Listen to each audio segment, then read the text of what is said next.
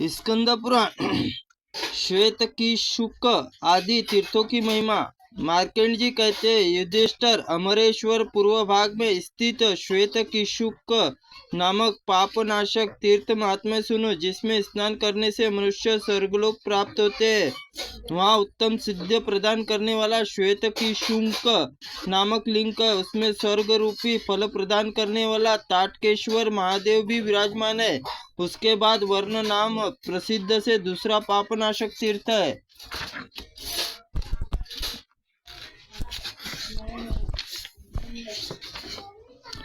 जहाँ लोक और वर देने वाले त्र्यंबक महादेव विराजमान है। उस तीर्थ के महात्म्य से गणेश की स्वर्ग लोकों की प्राप्ति होती है। गणेश्वर से शुक्लेश्वर लिंग प्रसिद्ध है और नर्मदा दंतवनिका का संगम सर्वत्र विख्यात है। इसमें वही सिद्धियों देने वाला लिंगेश्वर लिंग है। बालकेश्वर और पूर्णकेश्वर भी लिंग वहीं पर है। नर्मदा के उत्तम तट पर उत्तम नर्मदापुर कपिशिला नाम से एक प्रसिद्ध तीर्थ है, जो अनर्थों को निवारण करने वाला है। वही सिद्धेश्वर तथा नाड़केश्वर लिंग है। नपुंसक तदनंतर वैदुर्य पर्वत में पश्चिम दिशा की ओर जाए, वहाँ शशभी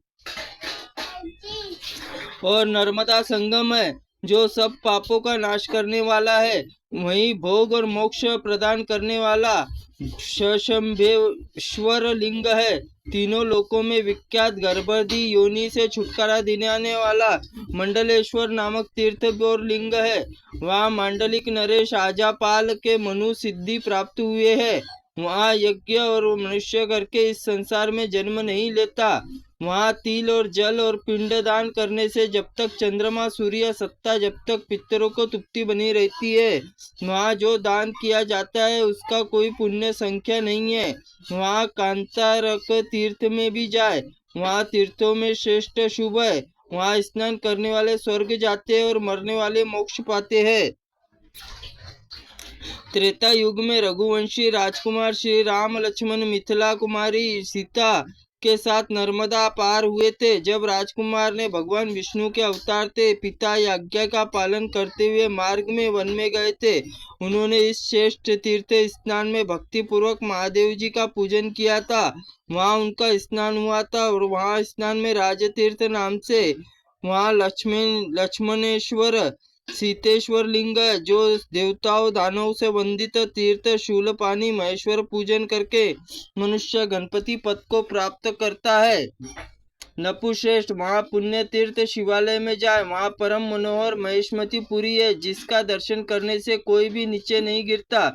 वहाँ अपनी ज्वालाओं से प्रज्वलित काल अग्नि रुद्र में निवास करके तदनंतर कोटि तीर्थ में कोटीश्वर लिंग विराजमान है। उसी की पूजा कोटि यज्ञों से फल प्राप्त होता है। वहाँ दिए गए दान धान्य पुण्य कोटि गुना बढ़ जाता है। दशाश्वेश्वर तीर्थ में जो भोग मोक्ष देने वाला है, वहाँ तिल और जल तर्पण करने से मनुष्य पितरों को उत्तम गति होती है। वहाँ स्नान करने मात्र से मनुष्य तेजस्वी हो जाता है। तत्पश्चात वंद्या नर्मदा संगम में देवताओं के असुरों को नमस्कृत है। राजेंद्र, उस संगम में मनकेश्वर लिंग है, उसमें केवल योगियों को ही होता है, साधारण मनुष्य उसे नहीं देख पाता।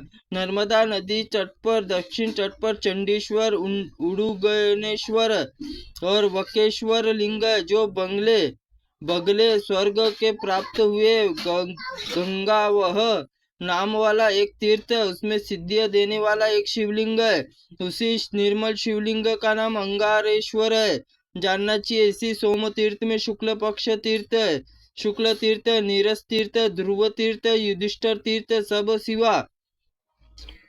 अनेक सहस्त्र तीर्थ पिपला तीर्थ की भोग और मोक्ष देने वाला है। वहाँ पूर्व पश्चिम कोस तक भूमि 15,000 तीर्थ है, जो ऋषि देवताओं द्वारा सेवित है। वहाँ दान और होम आदि किया जाता है, उसके पुण्य कोई नहीं है। जो वहाँ मृत्यु प्राप्त होता, उन सब पापों से मुक्त उमा महेश्वर आनंद भोगता है। अतः मनुष्य उचित और शांतचित्त होकर महादेव जी का पूजन करके सदा सबके प्रति मैत्री करुणा भाव बनाए रखते हैं। राजन, पुण्यवान पुरुषों को मैत्री और मुदिता होती है। सभी प्राणी पुण्यवान सुख होता है। यह विचार पुण्य यत्न और पुण्य क्षेत्र नहीं है। ऐसे स्नान किया जाता है, पुण्य सम होता है। जितना किया जाता है उतना रहता है, परंतु नर्मदा संगम में वहाँ थोड़ा सा भी पुण्य असंख्य होता है और उस स्थान पर हुआ पुण्य क्षेत्र नष्ट हो जाता है। किंतु पुण्य क्षेत्र में पाप किया जाए तो वज्रलेप हो जाएगा। महाबली कार्तिकेय जहाँ नर्मदा पार की थी वहाँ कार्तिकेश्वर नाम सिद्धिदायक लिंग प्रतिष्ठित है, यह जानना चाहिए। इसके सिवा चंद्रेश्वर, शिखीश्वर, पापों को नाश करने वाला शक्तिश्वर लिंग भी वहां पर है। और भक्ति भाव से पूजन करके मनुष्य ब्रह्मा आदि पापों से मुक्त हो जाता है। इतना ही नहीं, सब अनंत शिवलोक को प्राप्त होते हैं और उससे पितरों को स्वर्ग को स्थान मिलता है। त्रुटिपूर्ण वाक्य के लिए भगवंत आप हमें क्षमा करे। ओम नमः शिवाय नमः। ओम स्कंद पुराणाय नमः।